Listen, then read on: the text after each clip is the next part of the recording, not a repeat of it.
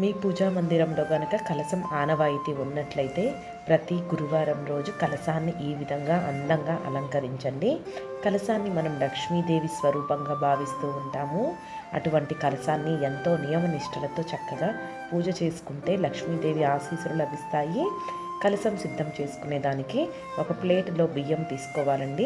ఆ తర్వాత ఒక రాగి చెంబు నిండా మనం నీటిని తీసుకొని అందులో ఒక కొబ్బరికాయను పెట్టుకొని కొబ్బరికాయ కింద 5 తమలపాకులను పెట్టుకొని కొబ్బరికాయ మీద ఒక బ్లౌజ్ పీస్ని ఈ విధంగా ఫోల్డింగ్ చేసుకోవాలండి.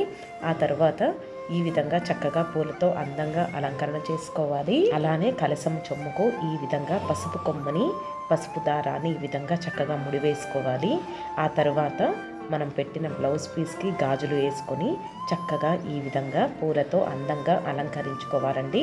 ప్రతి గురువారం రోజు ఈ విధంగా కలశాన్ని చక్కగా అందంగా అలంకరించుకోవచ్చు.